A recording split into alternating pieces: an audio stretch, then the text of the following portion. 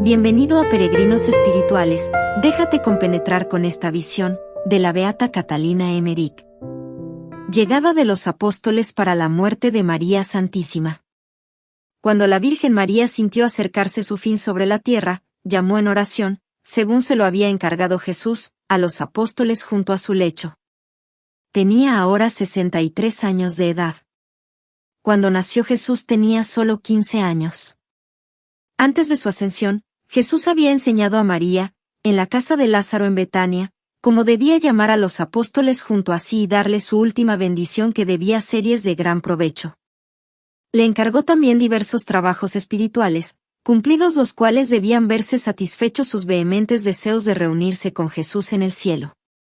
En esa ocasión, Jesús había mandado a Magdalena que debía vivir en la soledad, allá a donde la llevarían, y a Marta, que debía vivir en una comunidad de mujeres, y que él, Jesús, estaría siempre con ellas.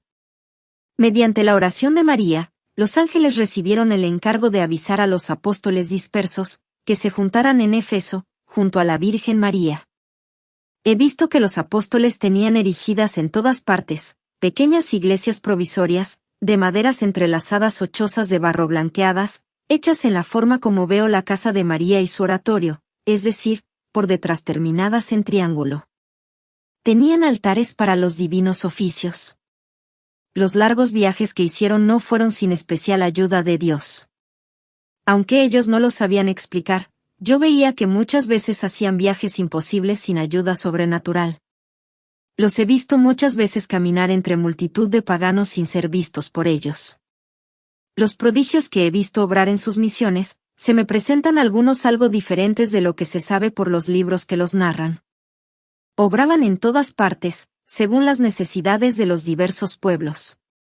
Los he visto llevar huesos de los profetas o de algunos primeros mártires y tenerlos delante de sí en la oración y en la celebración de los oficios divinos. Pedro estaba, cuando fue avisado de ir a Éfeso, con otro apóstol en Antioquía. Andrés, que había estado hacía poco en Jerusalén. Donde fue perseguido, no estaba lejos de Pedro. He visto a Pedro y a Andrés en varios lugares, de camino, no lejos uno del otro. Descansaban de noche en lugares abiertos de los países cálidos. Pedro estaba recostado junto a una pared, cuando vi venir al ángel, que le tomó de la mano y le dijo que se levantase y partiese a donde estaba la Virgen esperándole, y que en el camino encontraría a Andrés, su hermano. Pedro, que ya era de edad y postrado por los trabajos, se enderezó sobre sus rodillas, apoyándose en las manos y escuchó al ángel que le hablaba. Luego se puso de pie, echóse el manto encima, tomó su bastón, y se encaminó hacia afuera. Pronto se encontró con su hermano Andrés que había tenido la misma visión. De camino encontraron a Tadeo, quien dijo haber recibido también aviso del ángel. Así llegaron a Éfeso, donde hallaron a Juan. Judas Tadeo y Simón se encontraban en Persa cuando recibieron el aviso del ángel. El apóstol Tomás era de pequeña estatura y de barba rojiza, estaba más lejos que todos, y llegó después de la muerte de María. Cuando el ángel le avisó, estaba el apóstol orando en una choza de barro y caña. Con un compañero muy sencillo, lo he visto navegando los mares en una pequeña embarcación. Luego atravesó la comarca, sin entrar en ciudad alguna. Venía un discípulo con él. Tomás estaba en la India cuando recibió el aviso. Se había propuesto, antes de recibir el aviso, penetrar en la Tartaria, y no podía resolverse a dejar su proyecto. Tenía el carácter de querer hacer siempre demasiado, y así llegaba a veces tarde. Se internó más al norte, a través de China, en las comarcas de Rusia. Aquí le alcanzó el segundo aviso y entonces se dirigió a Éfeso. El criado que tenía consigo era un tártaro, a quien había bautizado. Tomás no volvió a la Tartaria después de la muerte de María. Fue traspasado por una lanza en la India, a donde había vuelto. He visto que en estas comarcas levantó una piedra de recuerdo.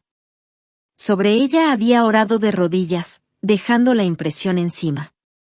Dijo que cuando el mar llegase hasta esa piedra vendría otro misionero a predicar aquí la fe. San Francisco Javier.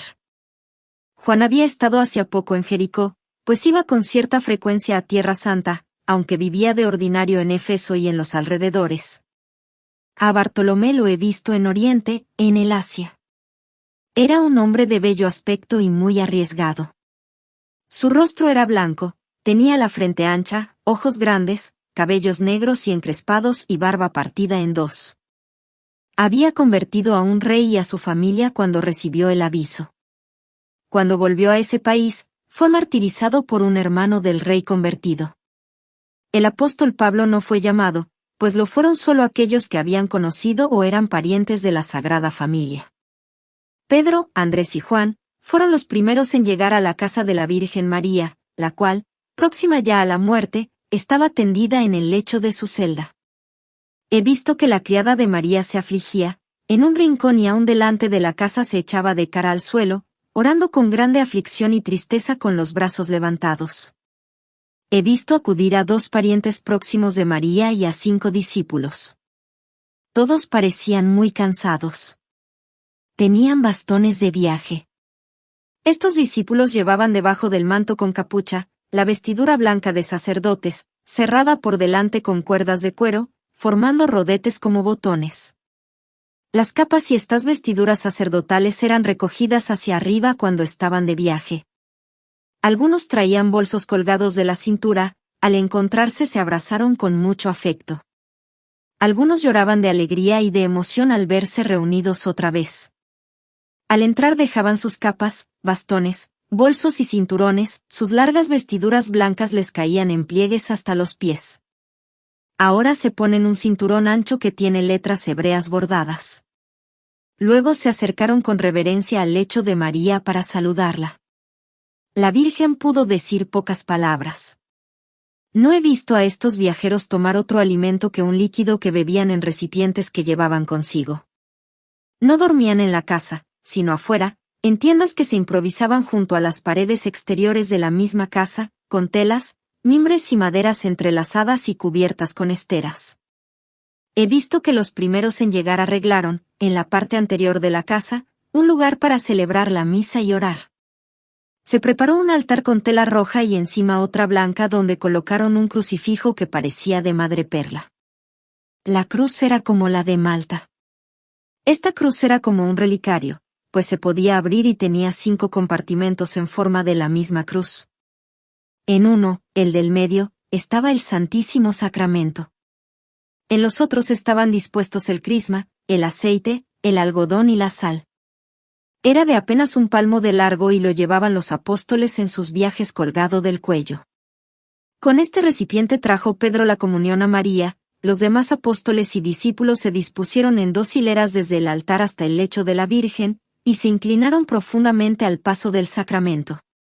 El altar, donde se veía también un atril con rollos de las Escrituras, no estaba en el medio de la sala, donde se hallaba el hogar, sino al lado derecho de la pieza, y era removido al dejar de usarse. Cuando los apóstoles se reunieron para despedirse, se había removido el tabique de separación. Los apóstoles llevaban sus largas vestiduras blancas, con el ancho cinturón con letras. Los discípulos y las santas mujeres estaban alineados a los lados. He visto que la Virgen María estaba en su lecho sentada, y que cada apóstol venía y se hincaba, y que María oraba, y con las manos cruzadas sobre la cabeza, los bendecía. Lo mismo hizo con los discípulos y las santas mujeres. Una, que se inclinó mucho sobre ella, fue abrazada. Cuando se acercó Pedro, he visto que tenía un rollo de escritura en las manos.